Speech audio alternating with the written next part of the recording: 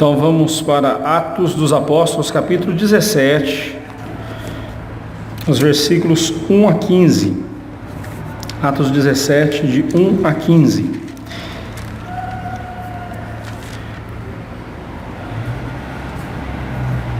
Hoje eu farei um pouco diferente o estudo. Eu farei não seguindo a sequência dos versículos, mas seguindo os assuntos dos versículos. Então vai ficar bem fragmentada a exposição, aqui o jeito de expor.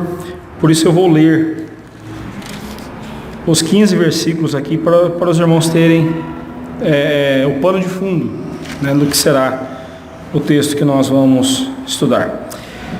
Então lembre-se, nós estamos falando da segunda viagem missionária de Paulo. Eles atravessaram para a Macedônia, tendo passado por Anfípolis e Apolônia, chegaram a Tessalônica, onde havia uma sinagoga de judeus. Paulo, segundo seu costume, foi procurá-los e por 3 sábados arrazoou com eles acerca das Escrituras, expondo e demonstrando ter sido necessário que o Cristo padecesse e ressurgisse dentre os mortos. E este, dizia ele, é o Cristo, Jesus, que eu vos anuncio. Alguns deles foram persuadidos e unidos a Paulo e a Silas, bem como numerosa multidão de gregos piedosos e muitas mulheres distintas. Os judeus, porém, movidos de inveja, trazendo consigo alguns homens maus dentre a malandragem, ajuntando a turba, alvoroçaram a cidade e, assaltando a casa de Jason, procuravam trazê-los para o meio do povo. Porém, não os encontrando, arrastaram Jason e alguns irmãos perante as autoridades, clamando: estes homens têm transtornado o mundo, estes que têm transtornado o mundo, chegaram também aqui, os quais Jason hospedou.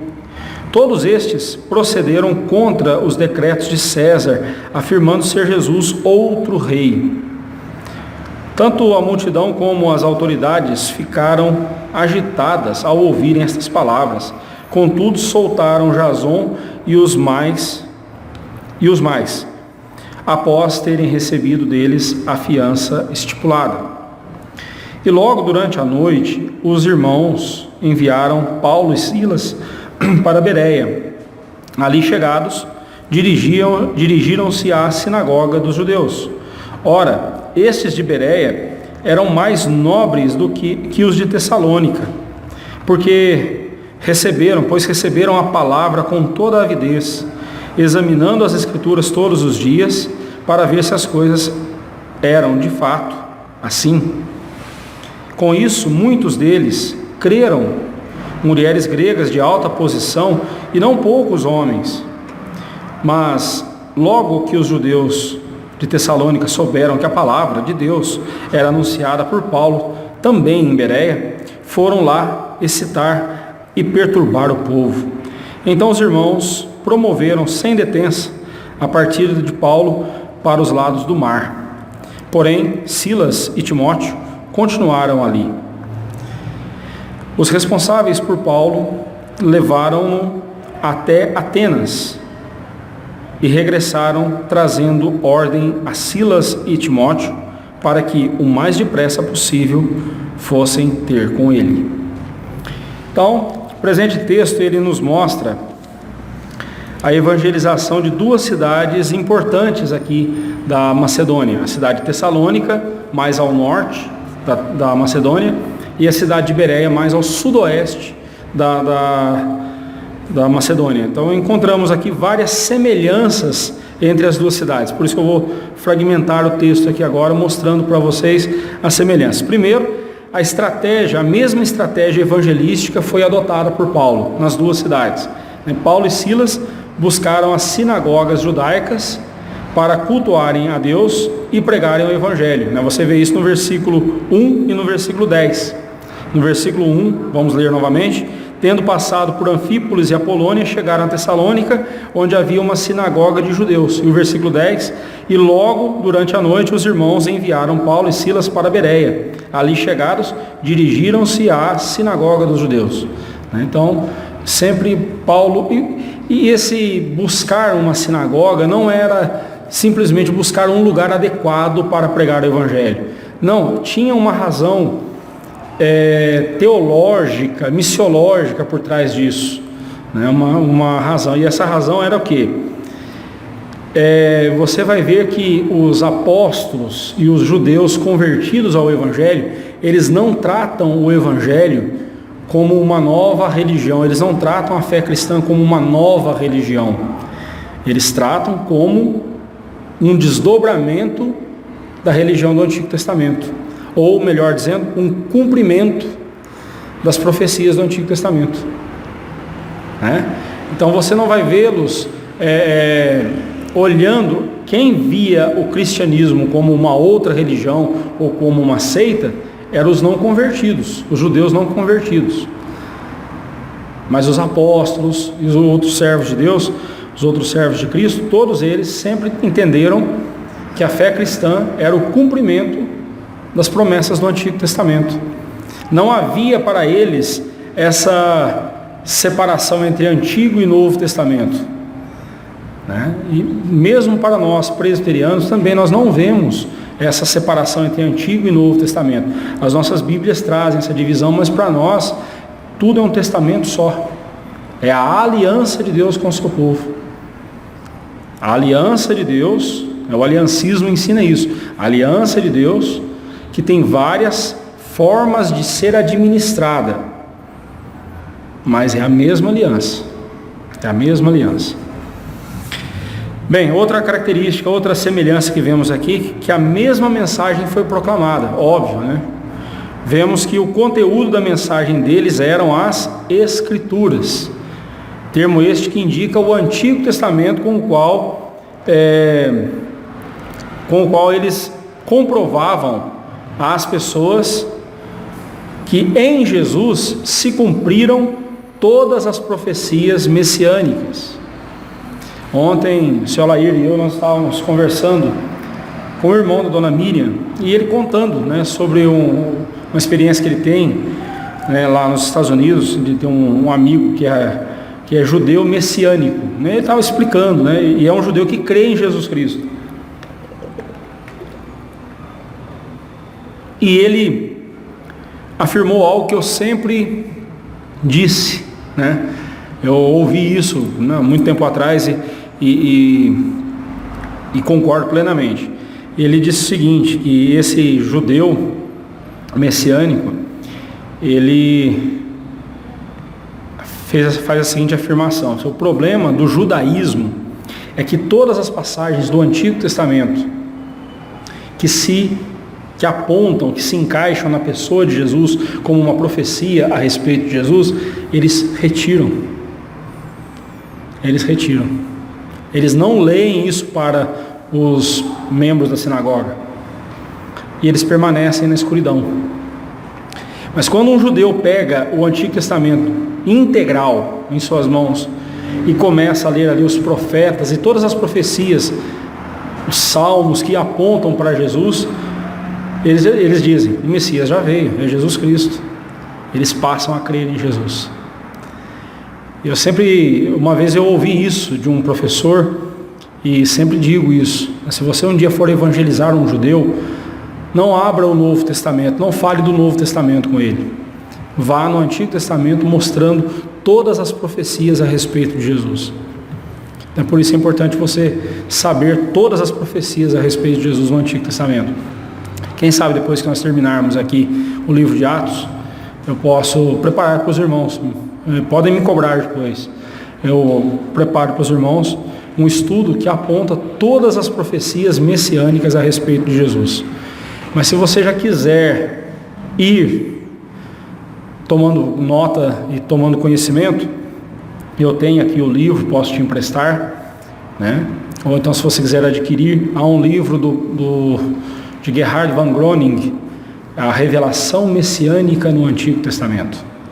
É um livrinho dessa grossura aqui. Ele levou só 34 anos para escrever o livro. Então, seria muita presunção da minha parte dar um estudo, em um estudo, o que ele levou 34 anos para poder escrever, né? Mas é um livro que vale a pena ser lido. Vale a pena, né? Quase 900 páginas, mas vale a pena ler esse livro. Eu tenho aqui, se você quiser, eu posso te emprestar. Mas qual era a mensagem que eles pregavam? No versículo 2 nós vemos que em Tessalônica, Paulo, segundo seu costume, foi procurá-los e por 3 sábados arrazoou com eles acerca das Escrituras, o Antigo Testamento. E no versículo 11, em Bereia, ora os de Bereia eram mais nobres que os de Tessalônica, pois receberam a palavra com toda avidez, examinando as Escrituras. Por que eles examinaram as Escrituras? Porque foram as Escrituras que Paulo pregou, ensinou para eles. Então eles foram conferir lá para ver se Paulo estava correto no que ele estava expondo, né? E no versículo 3 também nós vemos que a mensagem central das Escrituras era a ressurreição de Cristo, expondo e demonstrando ter sido necessário que o Cristo padecesse e ressurgisse dentre os mortos. E este, dizia ele, dizia Paulo, é o Cristo, Jesus, que eu vos anuncio. O Nazareno, Jesus o Nazareno é o Cristo. Esse é o Cristo que eu estou anunciando a vocês. Então, nós vemos que a mensagem central das Escrituras é o Senhor Jesus. As Escrituras não falam de dinossauros, as Escrituras não falam de planetas, embora mencione as grandes criaturas, os grandes astros e tudo mais, mas o objetivo das Escrituras não é ser um livro histórico, ainda que seja permeado de história. Ele foi revelado dentro do contexto histórico. O objetivo das Escrituras é revelar-nos Cristo. Por isso nós não podemos entender as Escrituras sem Jesus. Eu tomo muito cuidado com essa afirmação, porque quem gosta muito de usar essa afirmação são os liberais, mas ela é verdadeira. Não é porque são os liberais usando que eu não vou usá-la, né? A verdade é verdade na boca até de Satanás, né?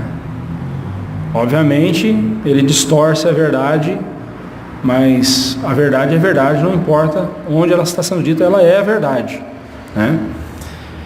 E essa frase diz o seguinte: Jesus Cristo é a chave hermenêutica da Bíblia. O que quer dizer isso?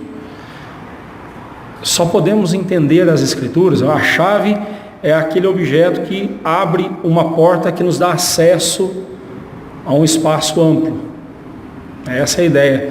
A chave, ela abre portas, ela abre conhecimento para nós, seria isso. Cristo é a chave hermenêutica, ou seja, a chave de interpretação das Escrituras. Eu só posso entender a Bíblia se eu a interpretá-la à luz da pessoa de Jesus Cristo. Eu só vou entender um texto, por exemplo, como Gênesis 3,15, à luz da pessoa de Jesus. Deus falando para a serpente: você vai ferir o calcanhar dele e ele vai esmagar a sua cabeça. Ali era uma referência a Cristo, ali é o que se chama de proto-evangelho, é o primeiro evangelho. Eu só vou entender textos assim, ou 3,21, Gênesis 3,21, quando a Bíblia diz que Deus fez roupas de pele de animais para Adão e Eva e os vestiu. Eu só vou entender esse texto se eu olhar para a cruz do Calvário. Um inocente morrendo no lugar do pecador, para cobrir a feiura do seu pecado, a feiura do pecado, o horror do pecado, do pecador, sendo coberta pela inocência de um ser inocente. Ali já apontava para o sacrifício de Cristo. E todos os outros textos, a Bíblia do começo ao fim, ela fala de Jesus. Não é à toa que Jesus diz: examinai as Escrituras, porque são elas mesmas que testificam de mim, a meu respeito?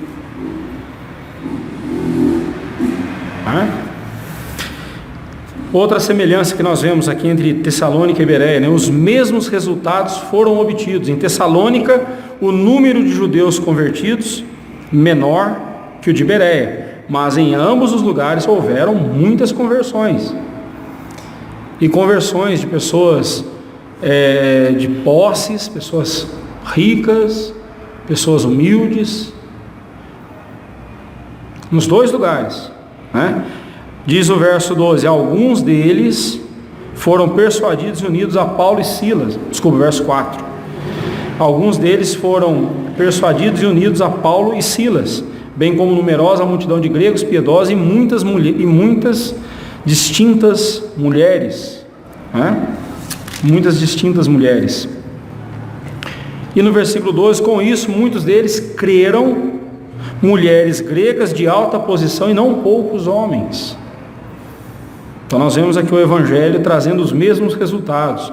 Também nós vemos outra semelhança, que os mesmos inimigos se levantaram contra Paulo e Silas, nas duas cidades.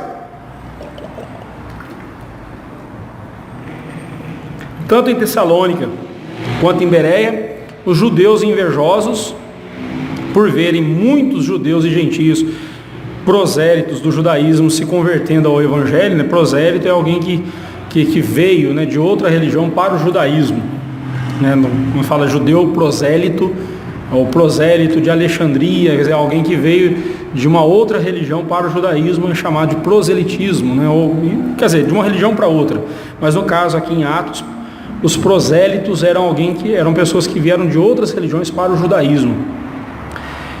E os judeus, os líderes judeus ali que não se converteram ao Evangelho, ficaram furiosos e se levantaram contra Paulo e Silas. No versículo 5 nós vemos que em Tessalônica os judeus, porém movidos de inveja, trazendo consigo alguns homens maus dentre a malandragem. Então você vê que não é coisa só do PT não, gente, não é coisa só de esquerdista não, isso é coisa antiga aí, ó, né? Isso é coisa antiga, né? O ser humano sempre fez isso. Aqui hoje a gente chama de fake news, né? O nome disso aqui é perjúrio, o nome disso aqui é falso testemunho. Vamos usar o nome bíblico, né, para isso. Ajuntando a turba, né, ali os arruaceiros, né, alvoroçaram a cidade e, assaltando a casa de Jason, procuravam trazê-los para o meio do povo. Olha que interessante, né? Olha as armas que a mentira usa. Olha as armas que... Bem, a mentira não, que é a inveja, né? Porque você vê que judeus, porém, movidos de inveja, olha o que a inveja faz com o cidadão. Faz ele se rodear de homens malandros, perturbadores da boa ordem, assaltantes e violentos. O que a inveja faz? No verso 13, em Bereia: mas logo que os judeus de Tessalônica souberam que a palavra de Deus era anunciada por Paulo, também em Bereia, foram lá excitar e perturbar o povo. Então, os mesmos inimigos em todos os lugares. E nesse caso foram os mesmos mesmo, né? Eles saíram de um lugar e foram até outro para perturbar Paulo e Silas. Outra semelhança: o mesmo livramento foi dado a Paulo e Silas. Em Tessalônica, os irmãos protegeram, assumindo os riscos por defendê-los, né? Quando eles chegaram para encontrar Paulo, porém não os encontrando, a Paulo e Silas, arrastaram a Jason e alguns irmãos perante as autoridades, clamando: estes que têm transtornado o mundo chegaram também aqui, os quais Jason hospedou e tem transtornado, os quais Jason hospedou. Todos estes procedem contra os decretos de César, afirmando ser Jesus outro rei. Olha a astúcia desses homens. Certamente Paulo lhes ensinou que Jesus Cristo é o Rei dos Reis. Certamente, porque o Evangelho traz isso, né? Mas aqui eles distorcem as palavras de Paulo e dizem que Paulo estava induzindo o povo a trair César e se submeter a Jesus como rei, serem súditos de Jesus. Jesus é o novo rei. Distorceram e souberam fazer a coisa. Por quê? Isso chegando ao ouvido das autoridades, em especial César, o que ele iria dizer? O que ele iria fazer? Ele viria com tudo para cima dessas cidades e iria devastar essas cidades. A população, sabendo que essa seria a reação de César, não, peraí, então vamos calar a boca desses homens aí, senão eles vão trazer problemas para nós. Quando Jesus fala que os filhos das trevas são mais astutos que os filhos da luz, é nesse sentido. E Cristo não está dizendo para nós sermos astutos como os filhos das trevas. Ele fala para nós nos portar com sabedoria, isso sim. Mas é fato, irmãos, os filhos das trevas são muito mais astutos do que os filhos da luz. E não pense que isso é desvantagem para nós, não pense que isso é ruim para nós, não. Porque quem vive nas sombras, quem vive nas trevas, tem que ser muito astuto, porque o tempo todo estará cercado de perigos. Uma vez eu aconselhava um rapaz que foi diagnosticado com esquizofrenia. E havia passado por vários psiquiatras, hospital psiquiátrico e tudo mais. O caso dele era bem complicado. Mas ele era um crente, havia se convertido a Cristo Jesus, mas lutava ainda contra as imaginações dele. E um dia eu lembro que nós estávamos conversando, passou, não sei se foi a polícia ou o bombeiro, passou a sirene, ou uma ambulância. Esse rapaz parecia um gato acuado. Ele ficou todo cismado. Você chamou a polícia para mim? Você chamou a polícia? Não. Eu perguntei, por que você... Não, foi uma ambulância que passou, foi alguma sirene que passou ali, não sei o que foi. Não chamei ninguém para você, não. E aí eu fui conversando com ele, estudando o assunto, conversando com outros conselheiros que já tiveram experiência nessa área. E aí a informação que a gente tem é o seguinte: no caso dele, e isso foi verdade, né, isso foi constatado, né, foi verdade, foi constatado, eu pude constatar isso. Como ele passou um bom tempo da vida dele mexendo com drogas, o que um traficante ou um bandido mais teme? Ou pelo menos deveria temer? A polícia. Então qualquer barulho de sirene ativava e ele deixava ele atento para fugir da polícia. Mesmo agora convertido, mas o cérebro dele durante muito tempo condicionado a reagir dessa forma por causa de uma sirene, ele então achava que estava sendo perseguido. Infelizmente eu não pude ajudá-lo muito, né? Pouco tempo depois ele veio a falecer, não por isso, por outros motivos ele veio a falecer. Mas eu comecei a trabalhar com ele o perdão de Deus na vida dele, mostrando para ele que a dívida que ele tinha com a sociedade já tinha sido paga, a dívida dele com Deus, Cristo havia pago por ele, já estava paga diante de Deus, e fui trabalhando com ele o perdão. E a gente foi vendo uma sensível melhora no comportamento dele, já não estava tão mais nessa paranoia de estar sendo perseguido. Mas infelizmente ele, né, veio a falecer. E eu espero que ele tenha partido com Cristo, de fato. Mas os filhos das trevas, eles têm que ser mais astutos, porque eles estão fazendo coisas erradas o tempo todo, e a qualquer momento eles podem ser pegos. Alguém que vive sob a luz de Cristo, ele não teme, não tem nada que temer. Alguém que está vivendo uma vida de santidade na presença de Deus, ele não precisa temer nem o dia do juízo, muito menos o dia do juízo. Como diz o apóstolo João na sua primeira carta, no capítulo 4, o amor de Deus na vida dele o livra do medo do juízo, porque naquele dia nós não seremos condenados. Quando estivermos diante de Deus, ali no dia do tribunal de Cristo, nós não seremos condenados, nós seremos galardoados. Então, para que temer no dia do juízo? Antes, o verdadeiro amor lança fora o medo. Aquele que teme não é aperfeiçoado no amor.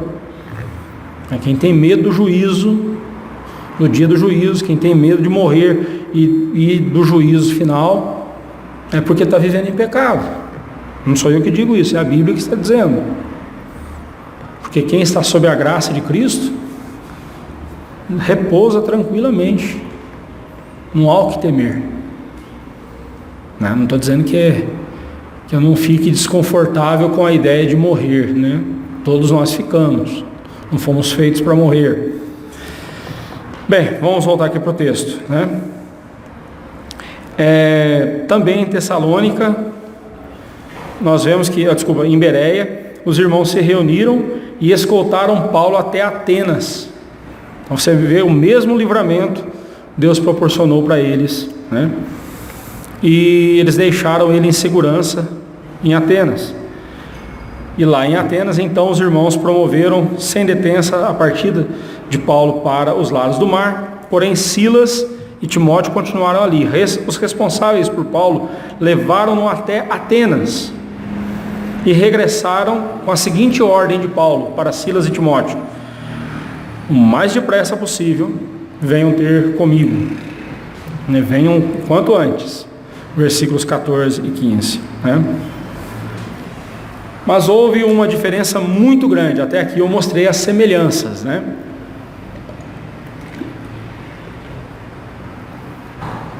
Mas houve uma diferença muito grande entre os crentes de Tessalônica e os de Bereia.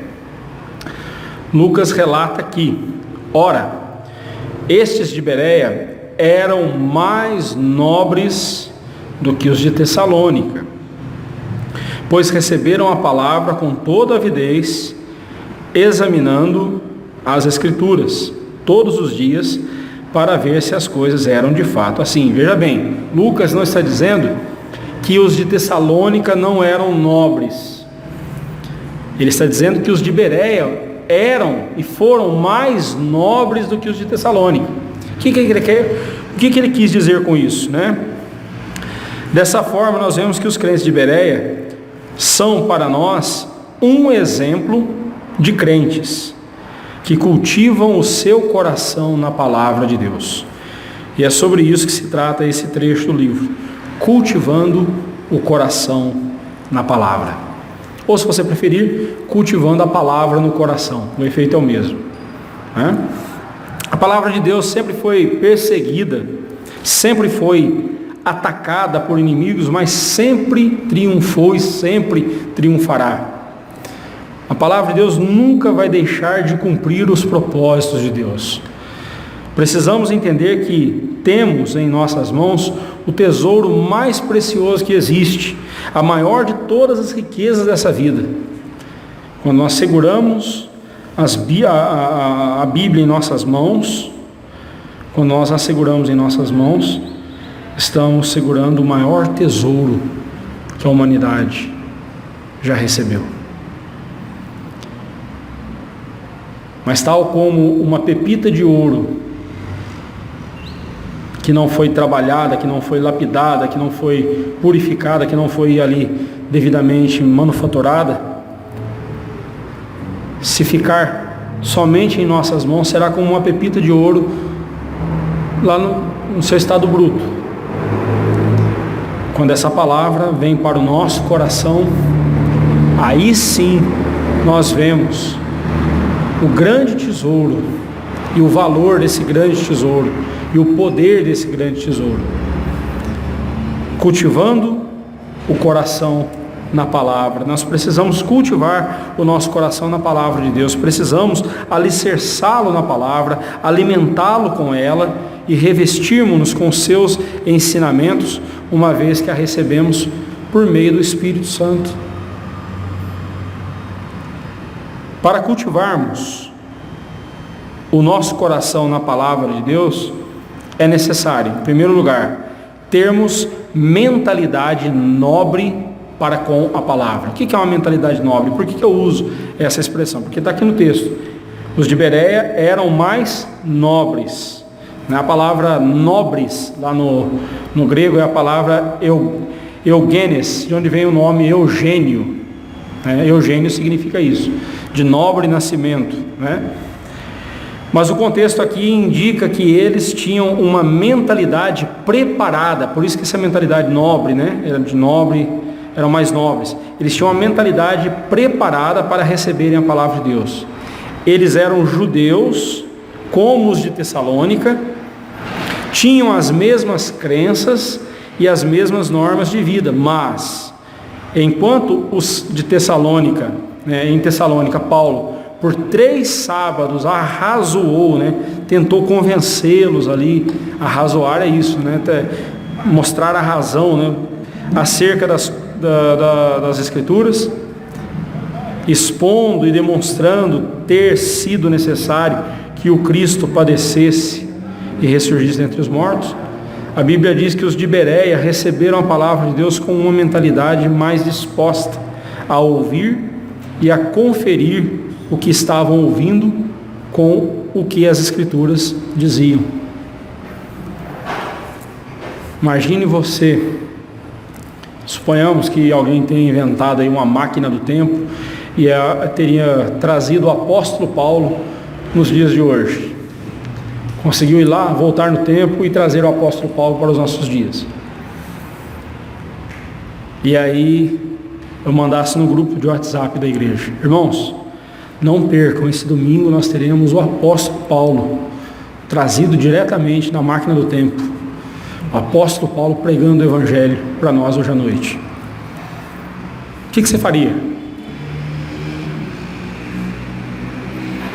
Não duvidaria, Mas não, inventaram a máquina, o pastor conseguiu trazer o apóstolo Paulo, partindo do ponto de que isso, eu estava contando uma verdade para você.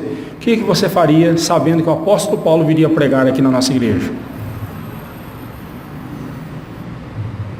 Eu lembro que lá no Jardim Sul, na igreja presbiteriana Jardim Sul, em 2013, eu recebi um telefonema de um amigo. Ele falou assim: pastor, eu tinha combinado com, eu não vou citar nomes aqui para não, vai para a internet depois, um grande pregador da igreja presbiteriana dos nossos dias, um grande pregador, um grande expositor, um mestre, um homem fora de série, eu admiro muito. Olha, ele viria aqui na região e tivemos um problema aqui, não temos como, mas nós temos a data com ele e nós queremos aproveitar. Já que nós temos a data, é muito difícil a gente conseguir uma data com esse irmão. Queria saber se o conselho da igreja presbiteriana Jardim Sul, vocês não aceitariam ceder um domingo para a gente trazer esse irmão. Opa, para já, liguei para os presbíteros: ô pastor, que isso? Claro, vamos trazer, vamos sim, e vamos divulgar e tal. Irmãos, a igreja naquele dia, ela cabe em torno de umas 200 pessoas, naquele dia devia ter mais de 300, quase 400 pessoas, lotou a igreja, de manhã e à noite. E isso é porque eu pedi para o pessoal: não divulguem, porque se tem uma coisa que me dá nos nervos, é crente que fica procurando evento nas igrejas. Isso me deixa nos nervos. Por exemplo, Domingo nós contamos com você aqui na igreja. Ah, mas na igreja tal vai cantar a banda tal, né? A banda aí, sei lá, uma banda famosa, um quarteto famoso, um coral famoso vai se apresentar, vai ter um pregador famoso pregando na outra igreja. Ah, eu vou lá assistir. Irmão, isso não é culto. Cultuar não é assistir. Cultuar, aliás, quem assiste culto é ímpio. Estou falando daqueles que vêm aqui na igreja, tá? Hoje com esse negócio da internet, né?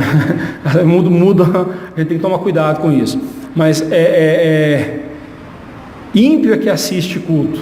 O ímpio, quando entra aqui na igreja, na hora do culto, ele não cultua a Deus, ainda que ele ache que esteja fazendo isso, mas ele não faz isso. O ímpio, culto é para quem é filho de Deus, salvo e membro da igreja.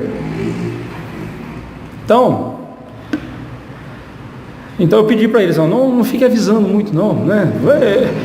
Nós estamos trazendo esse pregador, né, para abençoar a nossa igreja. Credo, pastor, mas que visão mais egoísta é essa? Não, temos que compartilhar. Então vamos fazer isso todos os domingos então. Ah não, mas é que nos outros domingos eles têm as igrejas deles. Mas esse domingo não tem? Tá vendo só? Com muita coisa que vai passando despercebido, a gente vai aceitando, né? Mas voltando lá para o apóstolo Paulo. O apóstolo Paulo vai vir pregar domingo à noite. Nós faríamos muita coisa, inclusive eu, com certeza, a gente ia divulgar, a gente ia chamar, convidar as pessoas, convidar não crentes, especialmente não crentes, para ouvirem o evangelho, né? Faríamos isso. Mas uma coisa que possivelmente nenhum de nós faria vamos conferir o que o apóstolo Paulo está falando, vamos conferir para ver se é de fato assim mesmo. Irmão, vocês não fazem isso nem comigo, vão fazer com o apóstolo Paulo. Qual foi a última vez que você chegou em casa? Eu vou estudar de novo o texto que o pastor pregou hoje, eu vou estudar de novo, porque eu acho que não é bem assim não. Qual foi a última vez que você fez isso?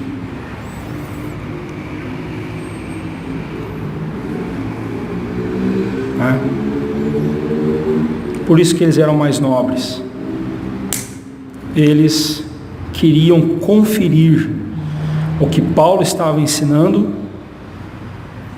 com as Escrituras.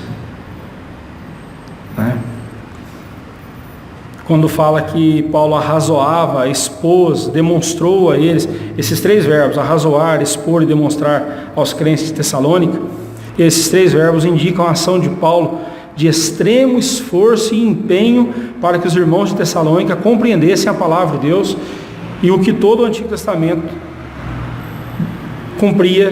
cumpria-se na pessoa de Jesus, né? E ainda é muito curioso o fato de que Paulo posteriormente tenha escrito aos Tessalonicenses mais 2 cartas para tratar do mesmo assunto. Se você pegar 1 e 2 Tessalonicenses, Paulo está falando sobre a ressurreição de Cristo. Parece que eles eram meio devagar, né, para entender, né? Eles tinham alguma resistência ali, né? Porém os bereanos, bem diferentes dos irmãos de Tessalônica, pois tinham uma mentalidade nobre, receptiva ao evangelho, mas chegaram em casa e iam conferir o que Paulo tinha ensinado. Ser receptivo ao evangelho não significa apenas concordar com o que você está ouvindo. Ser receptivo ao evangelho é também você se esforçar para se aprofundar ainda mais nesse conhecimento. Com certeza essa mente preparada pelo Espírito Santo que os bereanos tinham, era resultado da ação do Espírito Santo em seus corações. É por isso que temos de pedir incansavelmente ao Espírito Santo que nos ajude a entender e a atender ao que a palavra diz. Segundo lugar, para cultivarmos um coração na palavra de Deus é necessário estimarmos grandemente a palavra, né? Nós não devemos ver os tessalonicenses como pessoas menos inteligentes. Parece que eles tinham lá as dificuldades deles, mas eles não eram menos inteligentes que os de Bereia. Não se tratava de inteligência ou de falta dela, mas sim disposição para receber a palavra de Deus. A palavra aqui traduzida por avidez, no grego, protemia, indica boa vontade, prontidão. Eles a receberam como o maior tesouro que haviam recebido em suas vidas. Como alguém faminto que recebe um pedaço de pão e se alimenta. Ou como alguém com sede tomando água, né? Com avidez. Os bereanos receberam a palavra de Deus com toda a avidez, ou seja, com grande disposição. Para eles, as Escrituras não eram apenas um pergaminho escrito ou um livro que transmitia alguma mensagem divina, mas sim a verdade revelada aos pais pelos profetas. A verdade de Deus revelada aos pais pelos profetas, de onde eles extraíam toda a base da sua fé. A verdadeira fé cristã, ela é baseada nas Escrituras, na palavra de Deus, e não em tradições. A Igreja Católica cometeu esse fatídico erro no dia em que ela colocou ao lado das Escrituras as tradições da Igreja e os ensinamentos ou as encíclicas papais, o magistrado. No dia que ela fez isso, ela descambou totalmente. Os católicos gostam de dizer que eles são a igreja que Cristo deixou, e eu costumo dizer que eles são a igreja que deixou Cristo. Eles deixaram Cristo. Não foi Cristo que deixou a igreja católica, né? Deixou a igreja, essa é a igreja que Cristo deixou. Não, essa é a igreja que deixou Cristo, que abandonou a Cristo, no dia em que eles abandonaram a palavra. É importante ressaltarmos que esses irmãos só tinham o Antigo Testamento como Escrituras. O Novo Testamento ainda nem... Para você ter ideia, eu mencionei agora há pouco que Paulo escreveu 2 cartas a Tessalônica, aos Tessalonicenses. O primeiro escrito do Novo Testamento foi a carta de Tiago, por volta do ano 46, 47 depois de Cristo. Os próximos escritos foi 1 Tessalonicenses. O próximo escrito foi a carta aos Tessalonicenses. Então nem tinha sido escrito ainda. Nem tinha sido escrito. Estava começando a ser escrito o Novo Testamento. Então quando se fala de Escrituras, estão falando aqui do Antigo Testamento. Quando Paulo fala, toda a Escritura é inspirada por Deus, ele está falando do Antigo Testamento, né? Não que o Novo Testamento não seja. Nós sabemos que o Novo Testamento também é a Escritura de Deus, a Escritura Sagrada, né? Temos que dizer, como salmista, no Salmo 119, verso 97, quanto amo a tua lei, ela é a minha meditação todo dia. Devemos lembrar que a principal marca de um servo de Deus é o seu amor pela palavra de Deus e a sua obediência à mesma. Como disse o Senhor Jesus, se me amais, guardareis os meus mandamentos.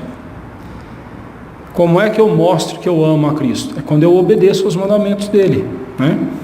E por fim, para cultivarmos o nosso coração na palavra de Deus, é necessário estudarmos dedicadamente a palavra. Não só ter uma mentalidade nobre em relação à palavra de Deus, uma mentalidade receptiva à palavra de Deus, não somente estimarmos grandemente a palavra, mas também estudarmos dedicadamente a palavra de Deus. Os crentes bereanos examinavam as Escrituras todos os dias para ver se as coisas eram de fato assim. Dia após dia examinavam o Antigo Testamento para ver se o que Paulo e Silas pregavam estava de acordo com o Antigo Testamento. O verbo examinar, anakrino no grego, significa fazer uma pesquisa cuidadosa, como num julgamento legal. Ninguém, nenhum advogado, nenhum promotor de justiça pode acusar uma pessoa sem ter provas. Mas para ter as provas, teve que ser feita uma pesquisa, uma investigação. Né? Essa é a ideia, essa é a mentalidade. Quando nós estivermos estudando a Bíblia, não é que eu estarei aqui procurando provas para incriminar alguém, não é isso. Mas eu tenho que ter a mesma dedicação de um investigador. Tá? Especialmente se tratando da palavra de Deus, nós precisamos ter essa dedicação. Nós não podemos ler esse livro como a gente lê outros livros. Não pode ser com o mesmo olhar. A primeira atitude que nós devemos ter para com esse livro é que ele nos traz a palavra de Deus. Então eu vou estudar esse livro, eu vou investigar esse livro para saber qual é a vontade de Deus para a minha vida. O que Deus quer para a minha vida. Como um investigador que busca cautelosamente por provas a fim de dar bases para as afirmações diante de um tribunal, também deve ser a nossa atitude em estudar, em examinar as Escrituras. Enquanto os crentes de Tessalônica tiveram apenas 3 sábados de instrução bíblica, os de Bereia examinavam e estudavam as Escrituras dedicadamente todos os dias. Se você se contenta com o que você ouve da palavra de Deus no domingo à noite e na quarta-feira aqui na igreja, você está sendo um religioso relapso. Você pode ser religioso, mas você está sendo relapso. O crente, ele não pode se contentar com tão pouco da palavra de Deus, ainda mais em se tratando desse tesouro inesgotável que é a palavra, né? Enquanto os de Tessalônica necessitavam que Paulo arrazoasse, expusesse e demonstrasse as verdades sobre Cristo, os de Bereia buscavam nas Escrituras o embasamento não só para o que Paulo dizia, mas para a própria fé deles.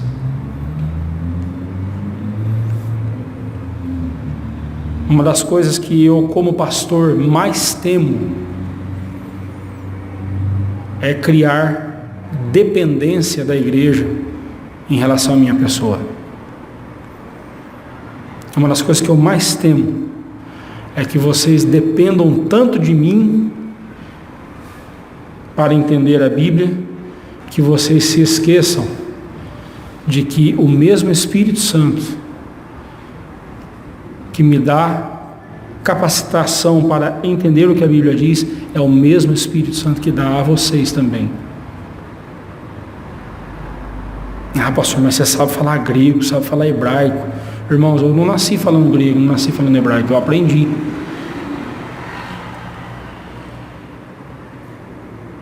Mas eu não vou para o céu porque eu falo grego ou falo hebraico. Eu aprendi para poder, tenho aprendido, tenho estudado, para poder trazer conteúdo para os irmãos, mas isso não é o essencial.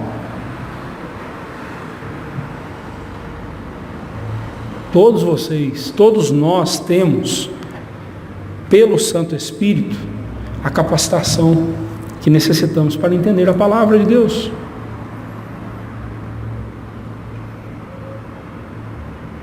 Uma vez eu falando exatamente sobre esse assunto, alguém falou assim: pastor, mas você não tem medo de dar um tiro no pé, não? Como assim? Se você ensinar as pessoas a não dependerem de você, você vai perder o seu emprego. Assim, quem disse que isso para mim é emprego? Ministério para mim não é emprego. O dia que essa igreja achar que não precisa mais de mim, Deus me manda para outro lugar, não tem problema.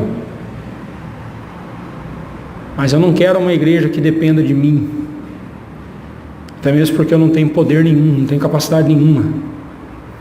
de suprir o que o seu coração precisa. Só Jesus pode fazer isso. Eu quero ver essa igreja dependendo da palavra de Deus, quero ver essa igreja conhecendo a palavra de Deus, quero ver essa igreja descobrindo as maravilhas da palavra de Deus, conferindo o que eu prego com o que vocês leem na palavra. Crentes que me ponham contra a parede com perguntas: pastor, olha, mas o texto aqui diz assim, o que você me diz? Tal. Me forçando a estudar mais, a me aprofundar mais no texto. Eu oro a Deus por isso, peço a Deus por isso. O meu desejo é ver aqui uma igreja bereana, muito mais do que uma igreja presbiteriana. É claro, para mim, se formos bons presbiterianos, seremos bereanos, não tenha dúvida disso, né? Sermos como esses irmãos foram, crentes que se contentam apenas com a mensagem que ouvem uma vez por semana, que não gastam seu tempo estudando e meditando na palavra de Deus, não aproveitam as oportunidades que a igreja oferece para estudar a palavra de Deus juntos, não crescem, não encontram forças para lutar quando surgem as adversidades, são presas fáceis para o inimigo, são inconstantes, imaturos. Como tem faltado em nossos dias esse tipo de crentes bereanos? Infelizmente, por não terem o hábito saudável de examinar acuradamente as Escrituras, para conferirem se o que estão ouvindo está ou não de acordo com a palavra de Deus, muitos de nós estão engatinhando na fé, enquanto já deveriam estar correndo com perseverança a carreira que nos foi proposta. Hebreus 12, 1 a 3. Domingo agora nós falaremos sobre Hebreus 5, 11 a 14, ou melhor, 5, versículo 11, até o capítulo 6, versículo 3. Não sei se vai dar tempo de tudo, mas esse texto fala justamente sobre isso. Quando já deveriam estar se alimentando com alimento sólido, ainda necessitavam de leite espiritual, porque eram imaturos na fé. Aplicações para nós aqui. Olhando para os crentes de Tessalônica e para os de Bereia, a qual deles você se assemelha? Você seria um tessalônico, um tessalonicense, né? Você seria um tessalonicense ou seria um bereano? Não é o que a gente queria ser. Estou perguntando o que nós estamos sendo. Estamos mais próximos de Tessalônica ou de Bereia? Você tem uma mentalidade preparada e disposta para redefinir suas ações e motivações de acordo com o que a palavra de Deus diz? Você tem a palavra de Deus em grande estima como sendo o maior tesouro que você já recebeu? Como você tem demonstrado isso? Se você disse sim, a pergunta é: como você tem demonstrado isso?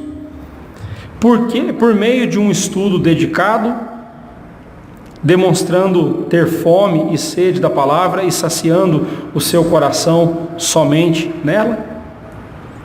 Com que frequência você tem estudado a Bíblia? Qual foi o último versículo dela que você memorizou? E como você tem aplicado essas verdades ao seu coração? Que não adianta só memorizar, é aplicar na nossa vida também. Só podemos conhecer a Deus através de Jesus Cristo, e só poderemos conhecer a Jesus Cristo por meio da Bíblia. E somente conhecendo a Cristo é que seremos transformados no mais profundo do nosso coração. O que Deus quer que façamos? Devemos ter a palavra de Deus em nosso coração e o nosso coração na palavra de Deus. A primeira quer dizer que nós devemos buscar a palavra de Deus constantemente a fim de conhecê-lo. A segunda, que levemos o nosso coração até a palavra por meio de uma vida consagrada e apegada às coisas de Deus. nas palavras, faltou um S, nas palavras de Tiago, que sejamos operosos praticantes da palavra de Deus e não meros ouvintes. Concluindo, a palavra de Deus, ao mesmo tempo que transforma corações eleitos, ela também transtorna os corações réprobos. Olha lá no versículo 6. Porém, não os encontrando, arrastaram Jason e alguns irmãos perante as autoridades, clamando: estes têm transtornado o mundo, chegaram até aqui. É assim que o ímpio vê a palavra de Deus. A palavra de Deus para o ímpio é transtorno. Para o eleito é transformação. Ela transforma. Não amenizemos o teor da palavra de Deus, não façamos com que ela se torne palatável aos pecadores, mais açucarada, mais doce. Não. Em vez disso, que a preguemos como ela é, sem temermos transtornar o ambiente em que estivermos, tal como fizeram Paulo e Silas. Que Deus, em sua infinita bondade, nos dê uma mente preparada e receptiva à sua palavra, um amor e estima por ela, a ponto de nada ser mais valioso do que ela para nós. E também que Ele nos incomode a sermos estudantes e praticantes mais fervorosos e dedicados à sua palavra para a glória dEle. Amém.